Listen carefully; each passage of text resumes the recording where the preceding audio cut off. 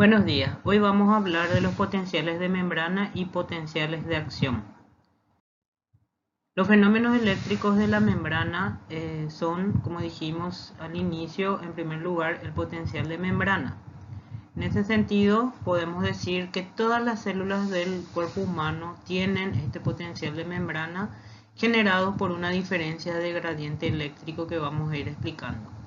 Las 100 billones de células del cuerpo humano entonces contienen un potencial eléctrico conocido como el potencial de membrana.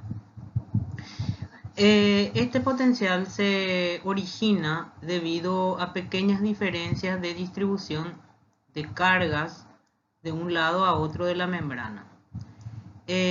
Justamente estuvimos viendo en las clases anteriores todos los mecanismos de transporte a través de la membrana y le habíamos clasificado los transportes como transporte pasivo y transporte activo. Ambos tipos de transporte tienen sus influencias en la generación del potencial de membrana. Entonces vamos a ir viendo cómo la actividad de las bombas de iones van a generar esta diferencia de potencial eléctrico y también la difusión pasiva de iones. Podemos decir que en aquellas células las cuales encontramos el potencial de membrana, que son prácticamente todas, podemos volver a clasificarlas en células no excitables y en células excitables. Cuando hablamos del potencial de membrana de las células excitables, el concepto de potencial pasa a ser potencial de reposo por situaciones que luego veremos más adelante. Ahora, las células no excitables son aquellas que mantienen un potencial de membrana fijo o que varía muy poco. Ya hemos dicho que este potencial suele estar alrededor de los menos 60 milivoltios en las clases anteriores. Por el contrario, las células excitables son aquellas que en respuesta a determinadas señales pueden cambiar este potencial y originar justamente un potencial que se llama de acción. Entonces las células excitables se diferencian de las no excitables a que pueden salir de este potencial de membrana o de reposo para generar este potencial de acción, que en la segunda parte de la clase se estará explicando los mecanismos. Por lo tanto, podemos decir que para estas células excitables el potencial de reposo es aquel potencial de membrana en el cual se produce por la diferencia de potencial que existe a través de la membrana de células excitables como el nervio, el músculo, los tejidos con capacidad secretora, que son las glándulas endocrinas y exógenas, y que se generan entre los potenciales de acción. Entonces podemos decir que el potencial de reposo es aquel potencial que se encuentra entre los potenciales de acción, básicamente. Los potenciales eléctricos existen, como ya dijimos, en todas las células. Ahora, dentro de las células excitables podemos volver a clasificarlas en células autoexcitables. Y entre ellas tenemos a las células nerviosas y a las células musculares. Estas células son capaces de transmitir señales. Las células nerviosas transmiten impulsos eléctricos y las células musculares deben generar potenciales eléctricos para producir una función motora que generalmente se conoce como movimiento. Ahora vamos a ver las fases físicas de los potenciales de membrana. En primer lugar, vamos a tomar una membrana celular, evidentemente, que sea solamente permeable al potasio. Y vamos a ver qué ocurre. En primer lugar, sabemos que por gradiente de concentración existe más potasio en el líquido intracelular que en el líquido extracelular. Por lo tanto, la tendencia de difusión por transporte pasivo, que es una difusión simple que ocurre a través de canales proteicos, el potasio va a tener la tendencia de salir del líquido intracelular al líquido extracelular. Por otro lado, eso va a generar una electropositividad justamente en el líquido extracelular, debido a que el potasio es un catión que al salir del interior de la célula va a llevar sus cargas positivas al líquido extracelular. Esto va a volver a generar un segundo tipo de gradiente, que es el eléctrico, y la electronegatividad generada en el interior va a hacer que el potasio vuelva del exterior, donde hay mucha electropositividad, al interior. En un milisegundo se crea entonces un gradiente eléctrico capaz de bloquear la difusión neta hacia afuera, aún en contra del gradiente de concentración. ¿Qué significa esta frase, este párrafo? Significa que cuando se genere un potencial eléctrico negativo en el interior, que vamos a ver que se conoce con el nombre potencial de Nernst del potasio, el mismo, a pesar del gradiente de concentración que haya, ese potencial negativo creado va a bloquear la difusión neta del potasio hacia el exterior de la célula. Y a ese potencial se le llama potencial de equilibrio del potasio o potencial de Nernst del potasio. Ahora vamos a ver qué sucede con los valores. En primer lugar, tenemos que saber que los potenciales siempre se están midiendo evidentemente en milivoltios. Por lo tanto, el valor por el cual normalmente el potasio deja de salir de la célula es cuando se genera un gradiente eléctrico negativo en el interior de la misma de menos 94 milivoltios. ¿Sí?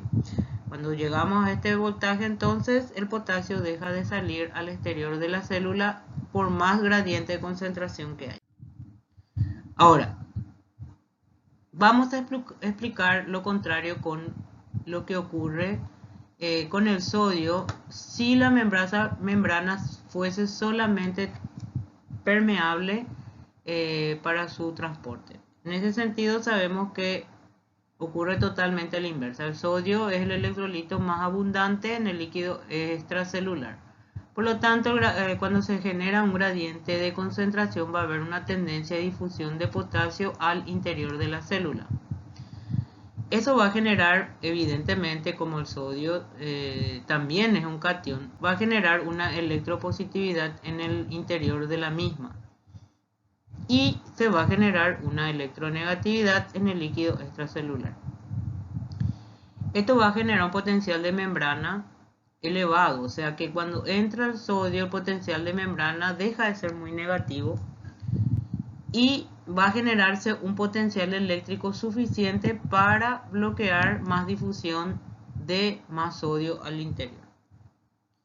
En los nervios grandes este potencial es de 61 milivoltios con positividad en el interior. O sea que cuando alcancemos más 61 en el interior de la célula, que es solamente permeable al sodio, entonces se va a generar el bloqueo de la difusión de más sodio al interior de la célula, y a eso se le conoce con el nombre potencial de equilibrio o potencial de Nernst del sodio. Resumiendo lo que estuvimos diciendo con este gráfico, podemos ver que cuando el potasio sale del interior de la célula, al exterior de la célula, se va a generar una electropositividad externa y electronegatividad interna. Eso va a repeler al potasio al interior de vuelta, hasta que se genere este potencial conocido como potencial de Nernst. ¿Está bien? Menos 94 milivoltios. Ahí va a dejar de estar saliendo más potasio fuera de la célula, cuando consigamos este potencial de equilibrio. Siempre hablando de que esta membrana celular solamente sea permeable al potasio.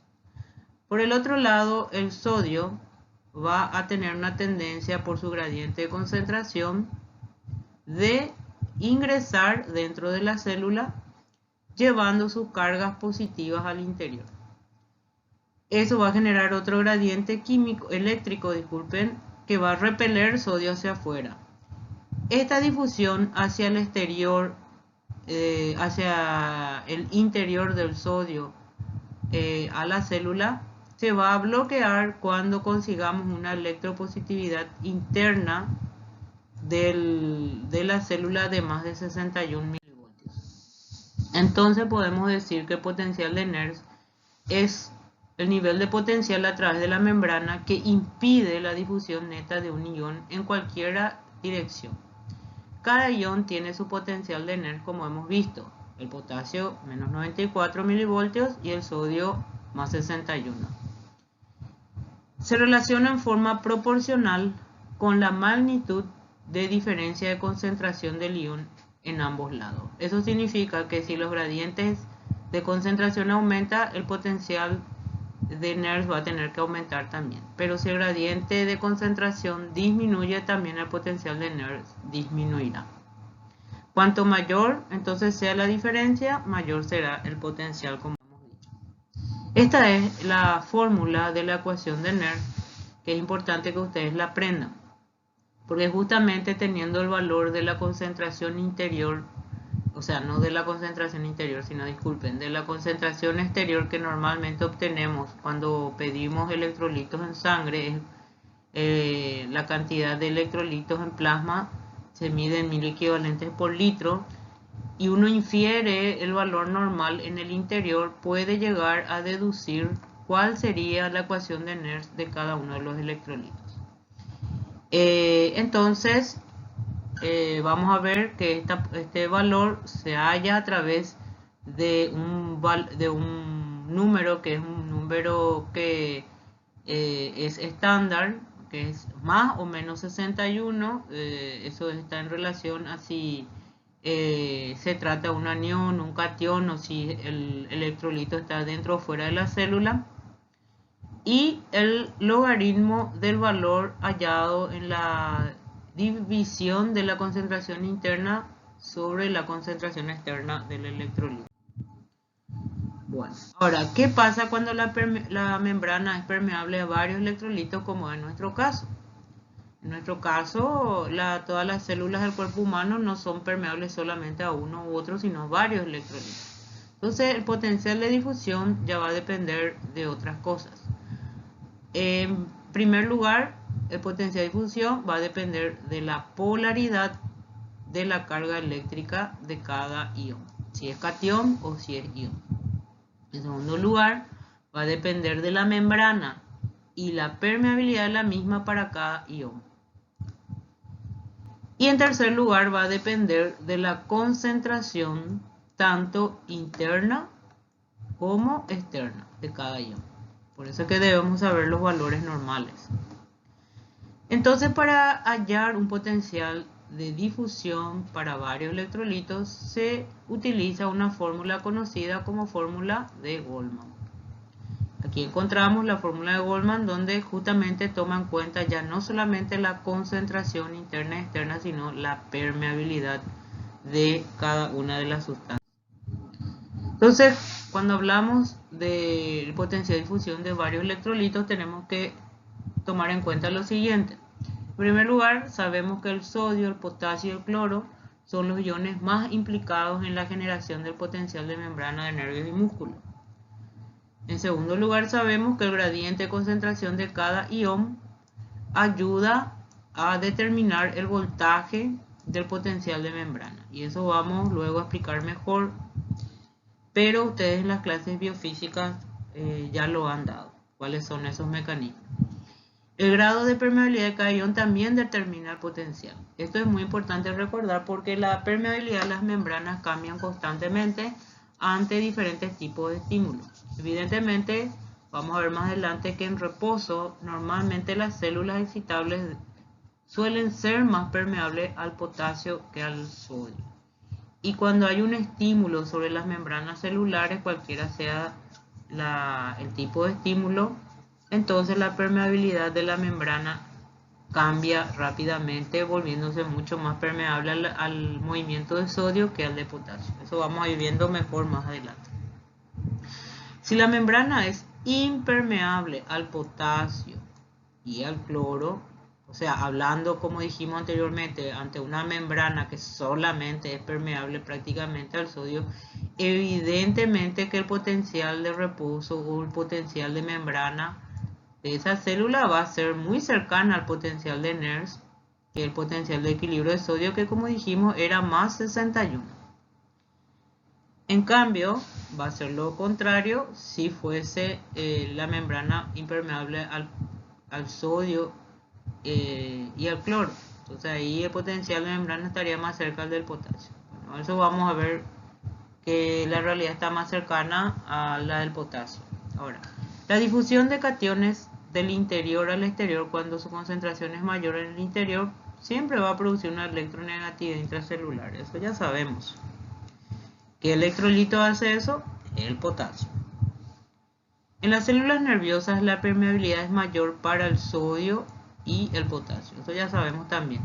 Los canales sufren cambios constantes, sobre todo cuando hablamos de la conducción nerviosa, porque todo lo que expliquemos de fenómenos eléctricos en membrana tenemos que saber que fueron hechas en principio estudiando la conducción nerviosa de nervios motores grandes. También se sabe que es casi impermeable al cloro, por lo que cambios rápidos de permeabilidad a los mismos son los principales responsables de la transmisión de la señal nerviosa. Bueno, entonces podemos decir que el cloro, por en cuanto en esta explicación que vamos a dar de aquí en adelante, va a estar fuera de la misma. Sabemos que una cosa también, que el potencial de reposo de los nervios motores, por lo menos en su axón, es de menos 90 milivoltios. Entonces, a partir de aquí tenemos que explicar cómo llegamos a este potencial de reposo o potencial de membrana de los nervios, para entender luego que los mismos mecanismos intervendrán en los potenciales de membrana de las demás células del cuerpo humano. En primer lugar, depende de las propiedades de transporte de la membrana nerviosa. ¿Qué significa todo esto? Depende de la permeabilidad. O sea, sabemos que existen dos tipos de transporte. El transporte activo, que generalmente el representante más importante o el ejemplo más importante es la bomba sodio-potasio ATPasa. Sabemos que esta bomba está trabajando en todas las células del cuerpo humano y tiene diferentes acciones que ustedes la deben saber muy bien. Se encuentran tanto en células excitables como no excitables. Tiene funciones de mantener la homeostasis del volumen intracelular, pero también es una bomba electrógena. ¿Qué significa eso? Que constantemente esta bomba está sacando 3 cationes, que son el sodio, y está metiendo 2 potasios, disculpen, generando un déficit de cationes al interior de la célula, llevándonos esto a un estado de electronegatividad en la célula. Por el otro lado, también están actuando en la generación del potencial de membrana, la difusión de estos electrolitos, del potasio y del sodio. Acuérdense que están dentro de la clasificación de los transportes pasivos y sobre todo la difusión simple. Y tenemos que saber que esta difusión simple se hace a través de canales proteicos, debido a que al ser electrolitos e hidrosolubles no pueden atravesar libremente la membrana celular, que es liposoluble. A partir de aquí, en lugar de estar hablando de difusión simple de potasio y de sodio, vamos a estar hablando del escape de potasio y del escape de sodio, y cómo eso afecta al potencial de membrana, o sea, cómo actuaría en el mecanismo de generación del potencial de membrana. Bueno, comenzamos hablando de la bomba sodio-potasio ATPasa. Aquí la vemos con sus 2 porciones alfa y sus 2 porciones beta, donde podemos observar la salida de 3 sodio y la entrada de 2 potasio. Para poder generar este intercambio electrolítico tenemos que estar gastando energía. O sea que tenemos que esta bomba sí o sí debe tener esta enzima, que es la ATPasa, que va a generar la degradación del ATP en ADP y fosfato. ¿Cómo se genera energía aquí? Simplemente cuando el ATP, que está unida a 3 radicales fosfato, de ahí se llama adenosin trifosfato, o sea, una adenosina unida con 3 radicales fosfato unidos por doble enlace. Cuando la ATPasa rompe los enlaces de los radicales fosfato de la adenosina, libera energía en forma de calorías. Se calcula que puede ir de 7.000 a 12.000 calorías por dobles enlaces que se rompen. Eso entonces es un gasto energético metabólico que, si ustedes recordarán, cuando se habló de metabolismo de transporte a través de la membrana, se habló que el 45% aproximadamente del gasto energético en el metabolismo basal del ser humano es para mantener esta bomba funcionando. Eso para que vean la importancia que tiene esta bomba.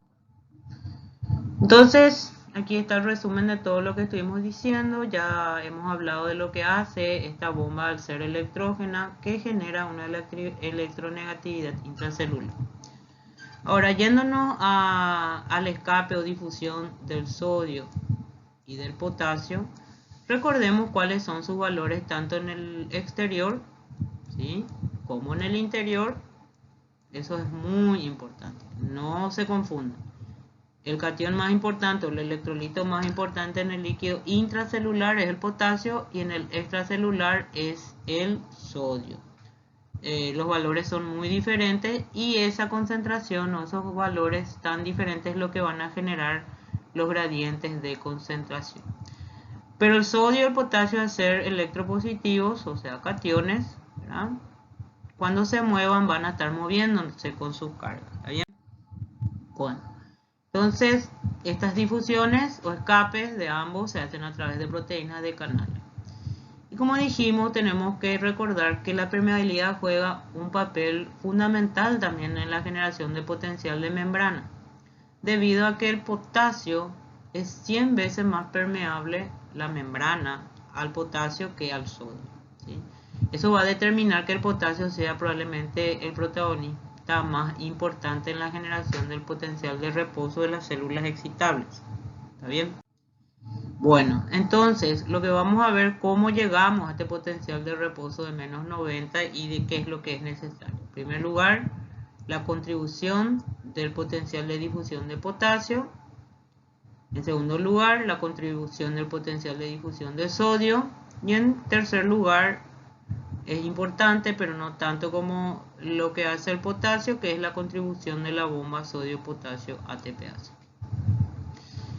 También sabemos que el potasio al difundir, deja de difundir de dentro de la célula, fuera de la célula, cuando llega a este potencial de Nernst. Justamente aquí podemos ver cómo se halla este potencial de Nernst del potasio, tomando estos valores como normales. 4000 equivalente en el exterior, 140, que es un valor que uno presume, ¿verdad?, que debería tener el interior de la célula. ¿Cuál es el valor de la división de la concentración interna y externa del potasio? Y eso ese valor se halla su logaritmo, y en este caso es 1,54, que multiplicado por menos 61 encontramos que el potencial de Nernst en este caso es de menos 94. Como verán, es muy cercano al menos 90 del potencial de reposo del nervio, que es lo que queremos hallar.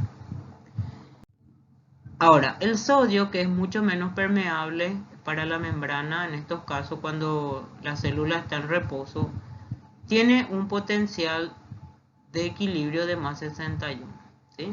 Eso ya lo hemos explicado más adelante, o sea, más atrás, pero aquí de todos modos le pone un valor de 142, 1000 equivalente en el exterior, 14 en el interior. Su proporción es de 0,1, que multiplicado por el logaritmo da 1, que multiplicado por 61 me da más 61, justamente el valor estándar de la fórmula.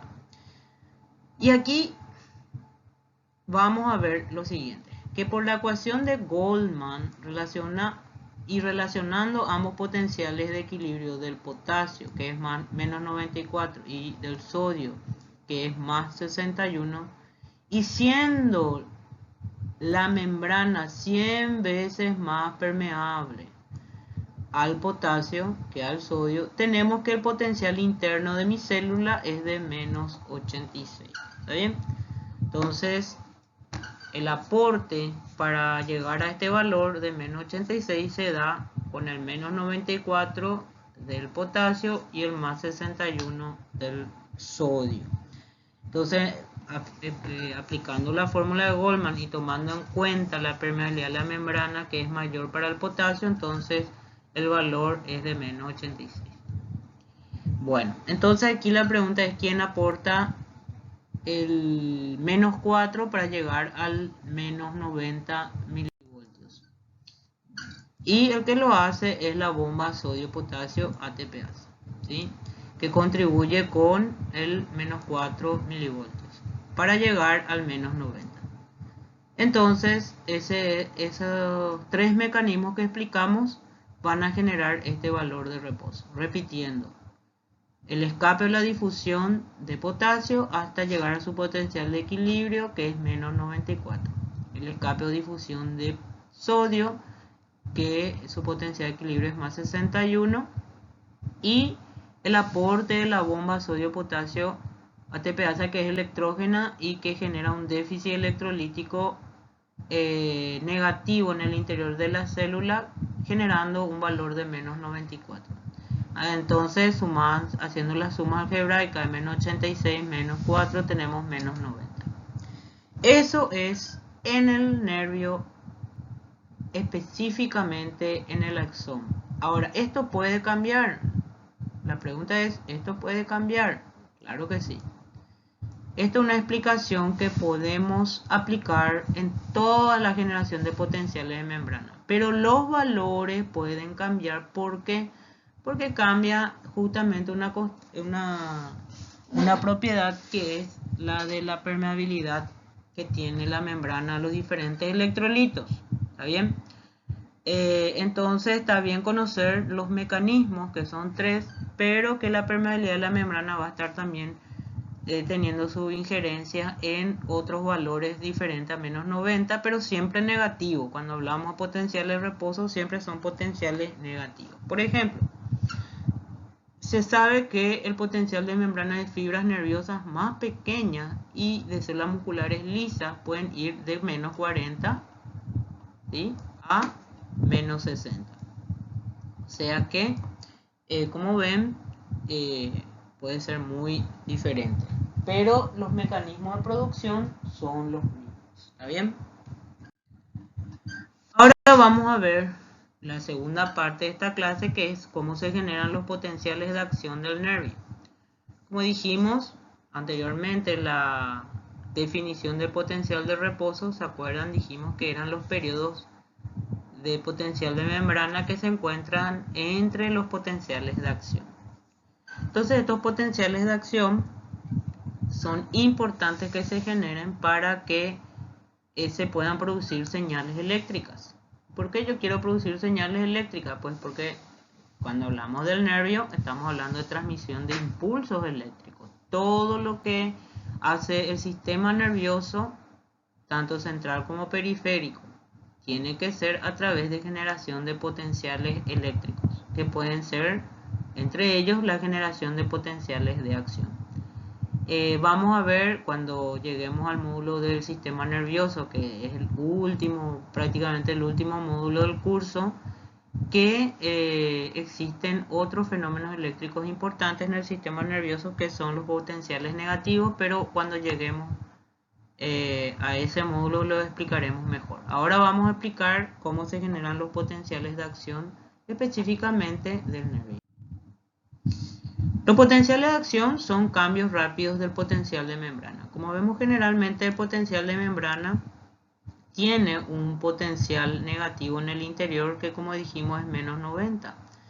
Pero algo puede afectar bruscamente la permeabilidad de la membrana. ¿Qué puede afectar la permeabilidad de la membrana? Pues estímulos.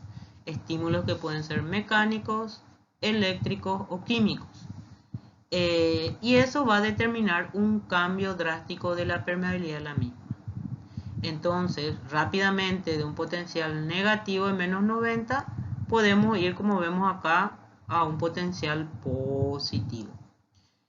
¿Cómo se genera este potencial positivo? Por algo que se llama apertura de canales de difusión de sodio, que son, vamos a decir, por difusión rápida de sodio del exterior al interior, que generalmente ocurre porque aumenta ante este cambio brusco de permeabilidad por el estímulo, aumenta muchísimo la permeabilidad a la entrada de sodio y disminuye la del potasio.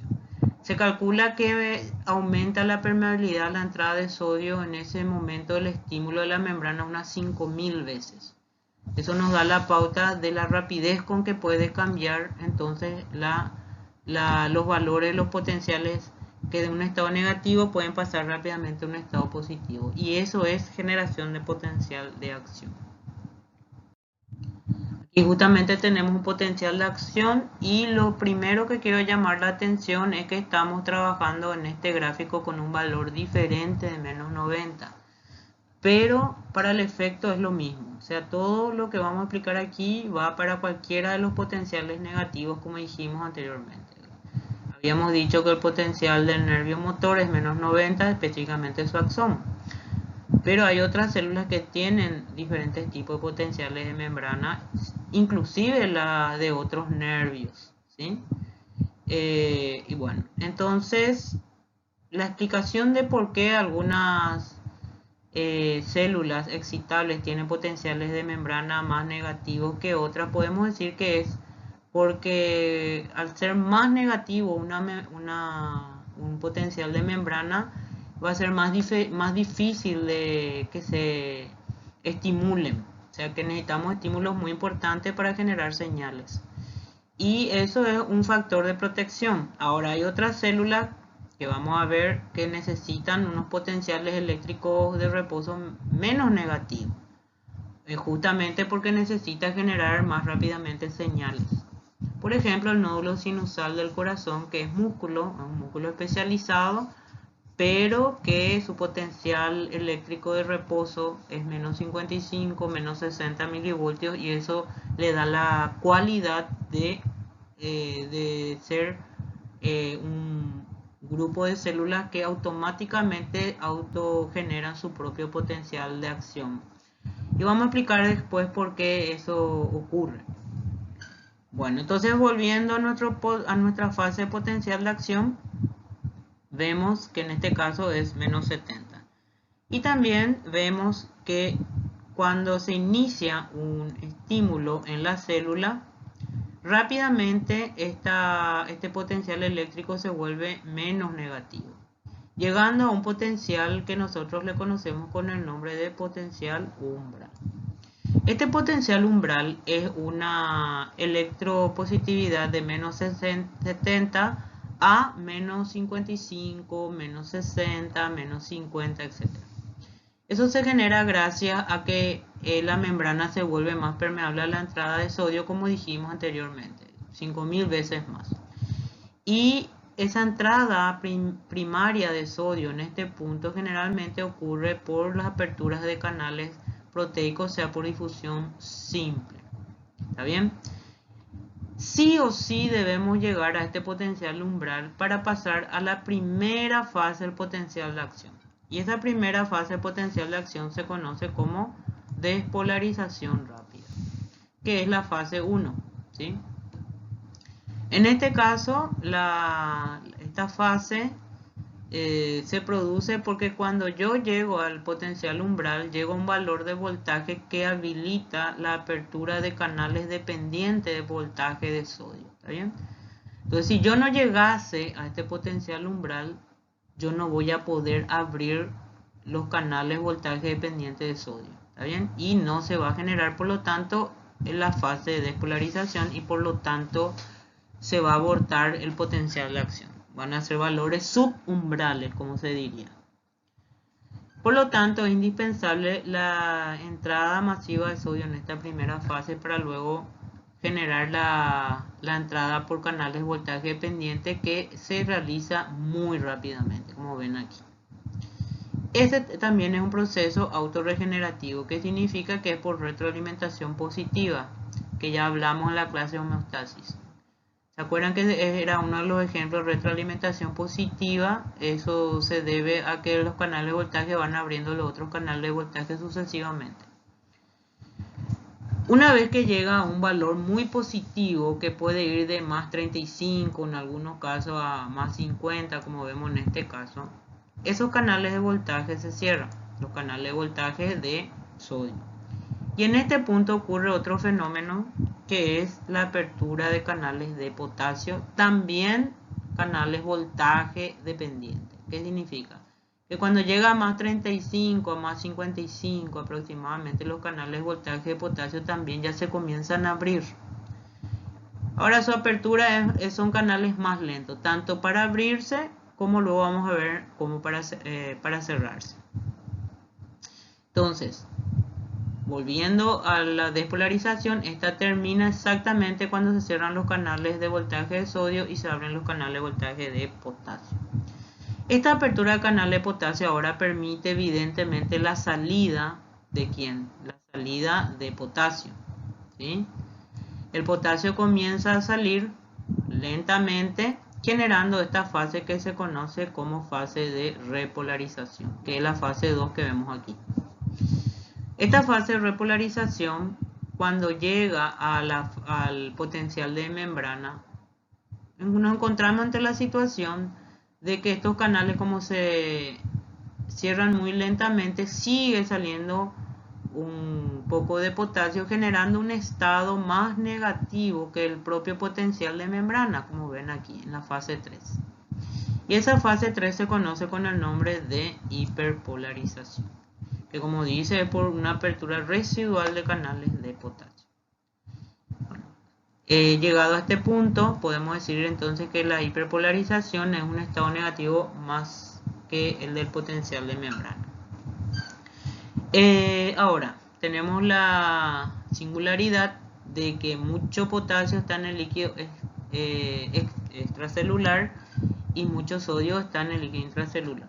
Entonces aquí, ¿quién se va a activar en esta fase de hiperpolarización? La que se va a activar en la fase de hiperpolarización y va a poner todo en su lugar de vuelta, evidentemente es la bomba sodio-potasio ATPasa, ¿sí? Entonces en ese punto, la bomba sodio-potasio ATPasa, sabemos que va a sacar 3 sodios y va a meter 2 potasios. Y eso va a generar la vuelta del potencial de membrana del estado de hiperpolarización al valor original, haciendo que de vuelta nuestra célula esté preparada para la siguiente generación de potencial de acción si los estímulos persisten. Acá en este dibujo podemos observar la conductancia de los electrolitos. ¿Qué es la conductancia? Es la capacidad de los electrolitos de pasar por la membrana celular. Depende de la permeabilidad, por lo tanto, de la membrana. Y como ven, en color celeste tenemos la conductancia del sodio, que coincide, ¿verdad? Como vemos aquí el color celeste, con la generación de potencial de acción, la fase de despolarización. Con verde tenemos la conductancia del potasio, que coincide fundamentalmente con el estado de repolarización debido a que el potasio sale. Y vemos también que genera esta fase que es la de hiperpolarización por la apertura residual de este potasio. Bueno, ahora vamos a hablar un poco de estos canales de voltaje dependiente tanto de sodio como potasio. En primer lugar, tenemos que saber que el canal de sodio voltaje dependiente tiene dos compuertas o puertas de voltaje. Una es de activación y otra es de inactivación. En cambio, el canal de potasio de voltaje dependiente solamente tiene una compuerta de activación. Entonces vamos a ir a explicar primero el canal de sodio voltaje dependiente.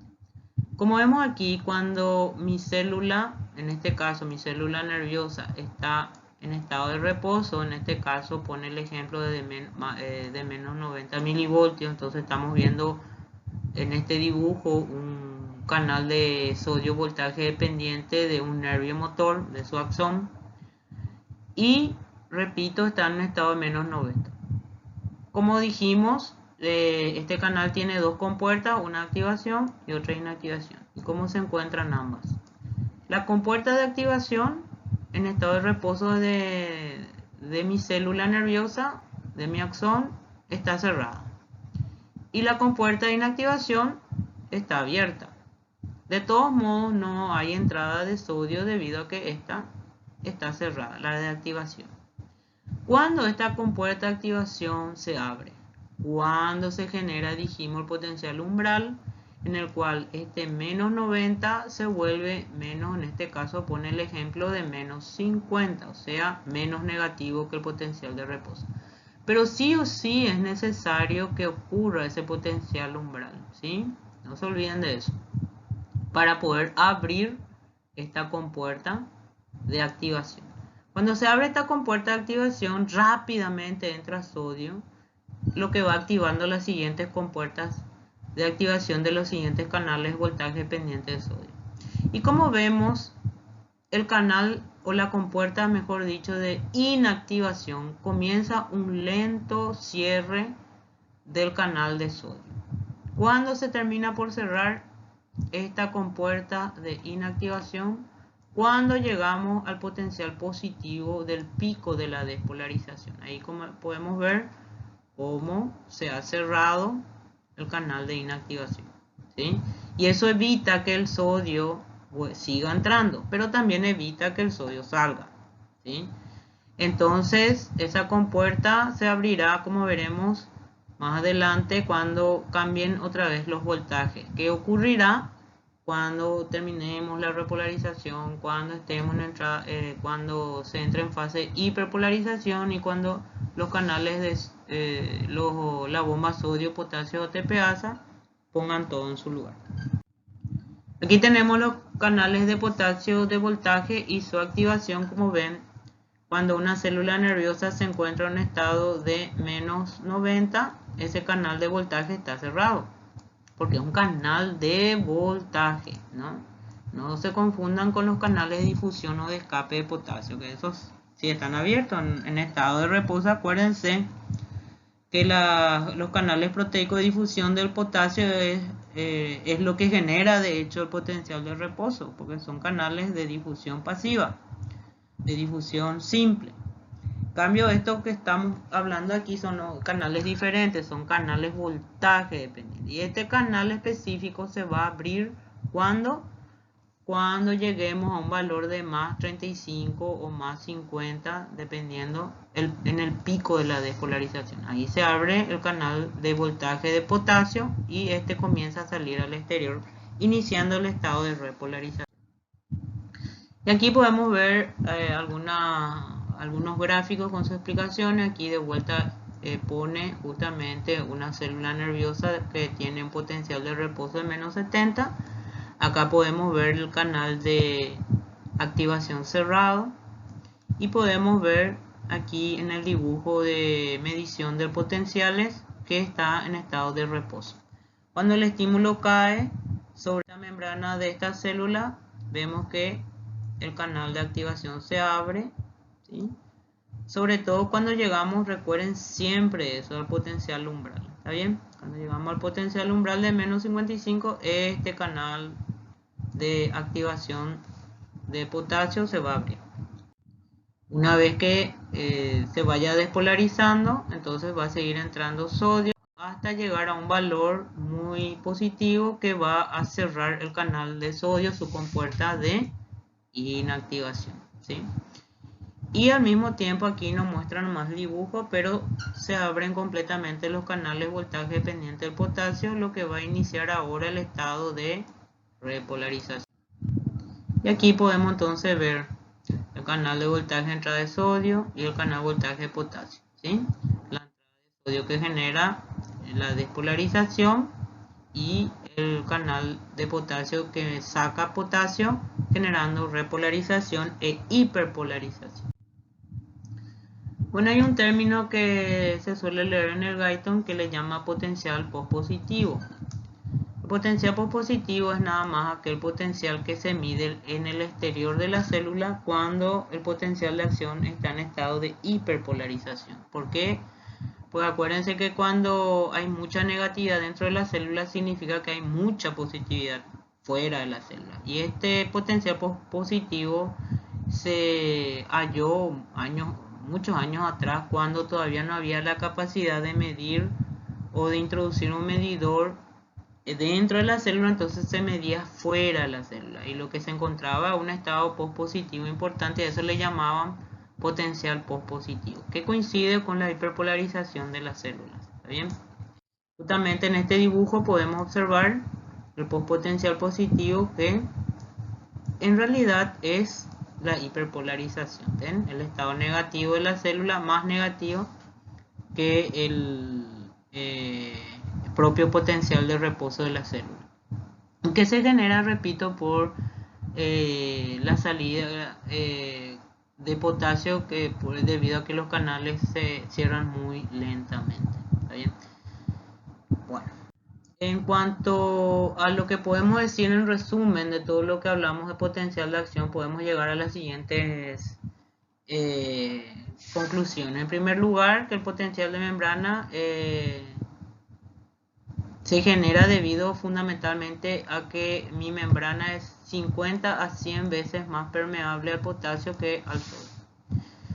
Segundo, que cuando yo voy a iniciar un potencial de acción, el estímulo que cae sobre mi membrana debe ser suficientemente intenso para aumentar la permeabilidad de la misma, para que el sodio ingrese rápidamente dentro de la célula. Eso se llama mayor conductancia al sodio. Y eso ya lo explicamos, que se vuelve 5000 veces más permeable la membrana en este momento a la entrada de sodio que a la salida de potasio. Cuando yo llego al potencial umbral, tengo que abrir canales de voltaje de sodio, y eso es lo que va a generar la despolarización. Y luego la lenta apertura de canales de potasio, que señala el término del potencial de acción, con la producción del estado de repolarización y de hiperpolarización. Y luego el retorno de potencial negativo por células, que ocurre un milisegundo después, ¿sí? Eso ya explicamos aquí más arriba, que sucede por la inactivación de los canales de sodio y la salida de potasio. Eso ya explicamos. Ahora, también tenemos que saber que existen sustancias con cargas negativas y positivas que pueden ser impermeantes. ¿Qué significa esa palabra? Que no son permeables a la membrana, o sea, no pueden pasar tranquilamente por la membrana. Entre ellos está la proteína, el fosfato y el sulfato. Eso se explicó en líquido y compartimiento, donde se justamente explicó que las cargas negativas celulares dependen justamente de estos aniones, proteínas, fosfatos y sulfatos, ¿saben?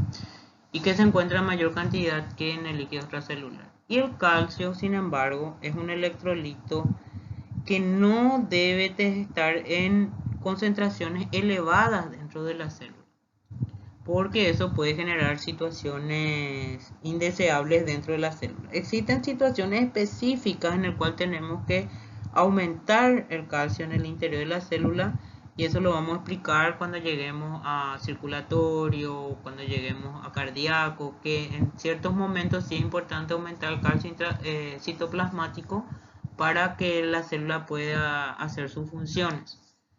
Pero normalmente se trata de mantener valores bajos de calcio en el interior de la célula, a pesar de que normalmente ya en el líquido intracelular, como vemos aquí abajo, aquí abajo en el interior de la célula, ya tenemos 10 a la menos 7 molar, ¿sí? Y que en el exterior, que hay mucho más, está la 10 a la menos 3 molar. De todos modos, para mantener este valor de 10 a la menos 3, necesariamente es importante la participación de bombas de calcio, que son similares a la de sodio, potasio, ATP, o sea, dependiente. Es un transportador activo primario que usa ATP para estar sacando calcio donde hay menos, ¿sí? Como vemos aquí, a donde hay más. Y también tenemos canales proteicos de transporte secundario de tipo contratransporte, que es el del sodio y el del calcio, que todos sabemos que al ser los dos cationes, uno entra y el otro sale. Entonces eso también va a mantener la concentración de calcio más baja dentro de la célula. Entonces recuerden, es importante mantener un valor bajo de calcio en el interior, de menos 3. Cuando queremos que una célula aumente para generar una función específica, menos 7. En el interior el valor es de 10 a la menos 7. Entonces, para mantener este valor de 10 a la menos 7 es importante que actúen estas dos bombas, tanto la bomba de transporte activo primario como la de secundaria, volviendo a la explicación. Y este valor del menos 7 solamente puede ascender a 10 a la menos 5 en el caso de ser necesario para que una célula excitable pueda hacer sus funciones. ¿Está bien? Pero eso es por un rato. Rápidamente ese valor citoplasmático debe bajar de vuelta. Bueno, la iniciación del potencial de acción, que es otro tema que se explica en el Guyton, se refiere a un círculo vicioso de aperturas de canales de sodio que ya explicamos en varias oportunidades, que se considera como de autorregeneración o de retroalimentación positiva. Es uno de los ejemplos clásicos de retroalimentación positiva que no produce enfermedad. Es importante llegar al umbral, ya lo explicamos, ¿sí? Para iniciar el potencial de acción. Situación favorable para iniciar el ciclo vicioso, entonces debe entrar más sodio y salir menos potasio. La elevación brusca del menos 70 en este caso, o de menos 90, como explicamos anteriormente, de un valor negativo a un valor menos negativo, que es el potencial umbral, es lo que va a iniciar el potencial de acción. Aquí vemos qué ocurre cuando no llega al valor necesario. En el primer dibujo, aquí sí ha llegado al valor umbral, ¿sí? Entonces se genera el potencial de acción. Pero en el segundo dibujo vemos que no se llega al potencial umbral. ¿Y qué es lo que falta entonces? Nuestro potencial de acción. Solamente se quedó ahí. Esto le llamamos potencial subumbral. Entonces repetimos con este gráfico la importancia de que se llegue al valor umbral. La pregunta es ¿por qué se puede producir un potencial subumbral? Pues pueden ser por varios motivos. Primero, tal vez que el estímulo no sea suficientemente fuerte o la entrada de sodio no sea lo suficiente. Y eso puede generarse porque, por diferentes tipos de patologías que se verán más adelante o en materias como fisiopatología. De todos modos, lo que ocurre fisiológicamente hablando, o ya fisiopatológicamente hablando, es que, como sabemos, el canal de voltaje de sodio dependiente del voltaje, repito, tiene dos compuertas, una activación y inactivación, y se recordarán que para generar esta despolarización, ese canal de voltaje debe llegar al potencial umbral, se debe abrir y cerrar rápidamente cuando llega al pico. Eso no sucede cuando llegamos al valor subumbral, no se pueden abrir los canales de activación, o si lo hacen muy lentamente, dándole tiempo a las puertas de inactivación del canal de voltaje de sodio a cerrarse tempranamente, generando entonces o evitando la entrada de sodio por estos canales específicos. Bueno, una vez que ya sabemos cuáles son los mecanismos de producción del potencial de acción, podemos ver y aplicar dentro de lo que es la transmisión de señales eléctricas por los nervios, ya que estuvimos usando de ejemplo los potenciales de membrana y de acción de los nervios. En primer lugar, vamos a recordar que existen dos tipos de nervios: los nervios amielínicos, que es este primero, y los nervios mielínicos, que es este segundo. Los nervios amielínicos son aquellos que, como dice su nombre, carecen de mielina, que es una capa de lípidos que le rodean, que se conoce con el nombre de mielina, que vamos a ver que está formada por las células de Schwann.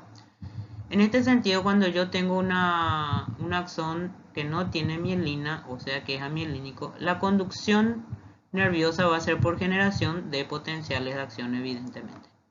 Pero ese potencial de acción va a iniciarse con la generación de las despolarizaciones, como vemos aquí.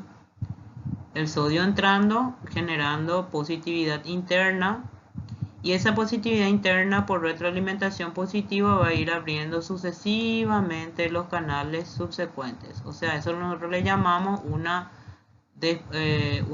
conducción nerviosa continua, ¿sí? Bueno, en cambio, ¿qué ocurre con un nervio o un axón mielinizado. Esta mielina obstruye totalmente la entrada por canales proteicos en este punto que vamos a señalar. ¿Por qué? Porque en primer lugar luego ya sabemos que los electrolitos son hidrosolubles, no son liposolubles. En segundo lugar sabemos que sus movimientos deben ser a través de canales proteicos, ya sea canales por difusión simple o canales voltaje dependiente, pero siempre usando proteínas. Por lo tanto, donde está esta mielina no van a poder pasar estos electrolitos, evidentemente. ¿Qué queda entonces por hacer? Pues que justamente entre célula de Schwann y célula de Schwann quedan unos espacios que se conocen con el nombre de nódulo de Ranvier, que están desnudos de mielina. Por lo tanto, se va a utilizar ese lugar para la entrada y salida de electrolitos. En este caso también para la generación de potencial de acción. Pero esta generación de potencial de acción y su conducción va a ser saltatoria, ¿sí? Saltatoria, tanto por el líquido extracelular como por el líquido intracelular. ¿Está bien? Muy bien. En ese sentido, ¿cuál es el beneficio? El beneficio es que cuando la conducción es saltatoria, la velocidad de conducción es muy superior a cuando la conducción es continua, que es lo que se observa en los nervios amielínicos. Por lo tanto, el nervio que conduce más rápido transmite más rápido también las señales a los órganos efectores, y aquellos que lo transmiten más lento pues tardan en ese sentido. Vamos a ver que esto se va a aplicar para situaciones patológicas, por ejemplo en casos de patologías que producen desmielinizaciones, que significa esa palabra, pérdida de la mielina, de un nervio motor, vamos a suponer. Si yo pierdo mielina en un nervio motor, ¿qué es lo que va a ocurrir? Pues que se va a ver alterada la conducción saltatoria. Entonces la conducción va a ser más lenta, ¿sí? Y eso va a generar una pobre señal a los órganos efectores, que en este caso puede ser el músculo esquelético, para producir movimiento. ¿Y qué es lo que ocurre como efecto final? Que el músculo o el movimiento en este caso va a ser mucho más lento, o puede ser falta total de movimiento, o sea, una parálisis. Cuando es falta total de movimiento se habla de parálisis, y cuando hay una disminución de la intensidad o de la velocidad del movimiento hablamos de paresia. ¿Está bien? Y por el otro lado, la conducción continua que sucede en los nervios amielínicos generalmente se ven en nervios que conducen algunas señales sensitivas, por ejemplo el dolor, la temperatura, etc. La velocidad con que conduce la transmisión de señales por un nervio amielínico generalmente va de 0,5 a 2,5 metros por segundo. Y para que vean la diferencia, en un nervio motor o en un nervio mielínico que puede ser sensitivo también, evidentemente la velocidad máxima puede ser hasta 120 metros por segundo. Y puede andar entre los 40, 50, 70, como vamos a ir viendo en el muro nervioso, dependiendo de dos cosas: del calibre del axón y del grosor de la mielina. Aquí justamente vemos la célula de Schwann y cómo le rodea nuestro axón, totalmente dejando justamente desnudos los extremos. Esos extremos se conocen como estos lugares desnudos que quedan en los extremos de la envoltura, se llaman nódulos de Ranvier. Y aquí podemos ver en forma dinámica la transmisión de señales desde el cuerpo neuronal a través del axón hacia la periferia. Y en este gráfico de arriba sí podemos ver cómo es la conducción, la entrada de sodio por sus compuertas aquí, generando el potencial de acción, ¿sí? Y cómo esto va a ir a saltar hacia adelante. En este caso siempre el potencial de acción tiene que tener una dirección única. Y aquí vemos, ya esto se ve en el encéfalo. Esto es un oligodendrocito, donde a diferencia de la célula de Schwann, que rodea axones periféricos, Aquí está este oligodendrocito con sus prolongaciones citoplasmáticas es capaz de envolver con mielina a varios axones a la vez, ¿sí? Como vemos aquí, ¿sí? Estas son sus prolongaciones axónicas del oligodendrocito.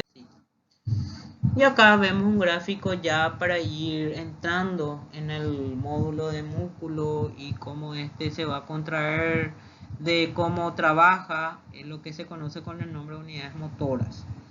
Las unidades motoras, como dice la leyenda, está formada por una neurona motora que, como sabemos, está en el asta anterior de la médula, y el axón que sale a inervar a través de varias terminaciones nerviosas a cada fibra muscular.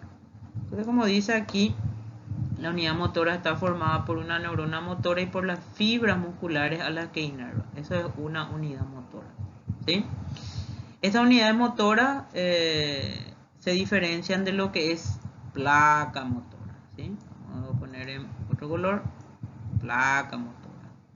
Eso significa que la placa motora nada más es una terminación nerviosa en comunicación con una fibra muscular esquelética.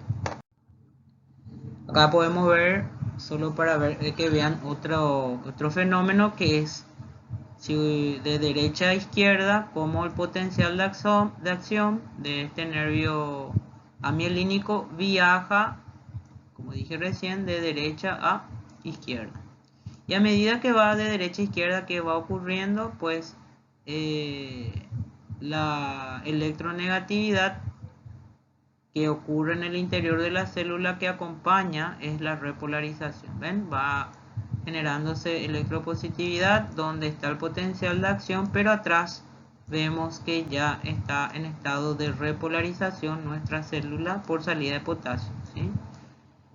Y eso es importante para entender luego otro fenómeno que vamos a ver hacia los últimos slides. Aquí nada más les mostramos la explicación que ya dimos en cuanto a la importancia de la bomba sodio-potasio ATPasa para poder poner en su lugar al sodio, sacándolo del interior de la célula, y al potasio volviéndolo a meter. Y sabemos que necesitamos energía para esta situación. También es importante recalcar que los potenciales de acción pueden ser diferentes al del nervio. Por ejemplo, el músculo cardíaco tiene una fase más que se conoce con el nombre de meseta, ¿verdad? Generalmente ocurre por apertura de canales lentos de calcio, ¿sí? Que va a generar un retraso de la repolarización, aunque los canales de potasio se abrieran. Aquí podemos ver la gráfica en donde vemos que cuando llega al pico de la despolarización, aquí está entre más 40 y más 60, se inicia la repolarización aquí, pero rápidamente la misma es interrumpida por esta fase que es la meseta, que ya dijimos que es porque en ese punto se abren los canales lentos de calcio, interrumpiendo, vamos a decir, la caída del potencial positivo hacia el negativo, ¿sí? Una vez que el calcio deja entrar, el potasio cumple su cometido y genera la repolarización. Eso se explicará mejor cuando hablemos de músculo cardíaco. También otro de los... voy a aplicar el slide anterior que hablaba de que algunas células son autoexcitables. Eso yo de hecho ya expliqué más atrás. Expliqué que hay células que necesitan tener potenciales de reposo menos negativos, lo que estuvimos mostrando, al menos 70, al menos 90. Y dimos como ejemplo el nódulo sinusal, que para generar una autodespolarización sin necesitar estímulos externos como los demás, necesita tener un potencial de menos 55, menos 60 milivoltios. ¿Cómo conseguimos ese potencial de reposo? A que la membrana, inclusive en ese potencial de reposo, es más permeable al sodio que lo normal, ¿sí? Entonces eso va a dar una propiedad de salir rápidamente del reposo a estos tipos de células y generar potenciales de acción de forma rítmica. Y a eso le llamamos ritmicidad. También existen algunas células del músculo liso que tienen esta propiedad. Volviendo a este slide, también aquí están los estímulos que provocan el inicio del potencial de acción o que lo excitan a la membrana de las células excitables, y que ya explicamos cuáles son: las alteraciones mecánicas, las químicas y las eléctricas. Y el periodo refractario, que es muy importante recordar, creo que ustedes ya dieron esto en biofísica, pero es importante recordar que el periodo refractario puede dividirse en un periodo refractario absoluto, ¿sí? Un periodo refractario absoluto y un periodo refractario relativo. ¿Qué significa periodo refractario? En general, el periodo refractario, cuando hablamos de potencial, es un periodo en el cual una célula que está en estado de potencial de acción no puede volver a ser estimulada o excitada para generar otro potencial de acción. Y ahí la dividimos en absoluto y en relativo, ¿sí? ¿Cuándo es absoluto? ¿Qué significa absoluto? Es que por más importante que sea el estímulo, no va a poder generar un nuevo potencial de acción, pues es cuando está en estado de despolarización y cuando está en estado de repolarización en sus 2/3 iniciales, ¿sí? Como vemos aquí. Entonces es el periodo refractario absoluto.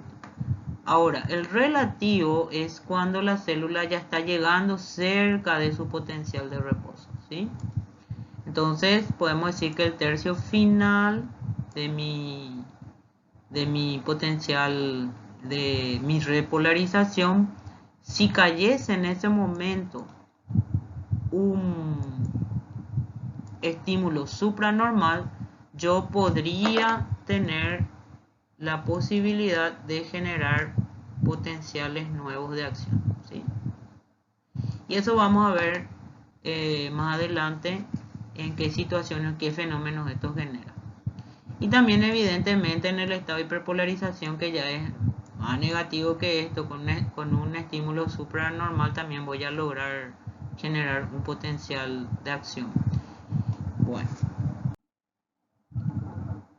Y como último slide, aquí tenemos cómo podemos hacer inhibición de la excitabilidad de la membrana celular, eso ya aplicando, vamos a decir, algunas soluciones o medicamentos. En cuanto a para estabilizar una membrana, significa para estabilizar su irritabilidad o que no sea tan excitable, es elevando las concentraciones de calcio en el líquido extracelular, ¿sí?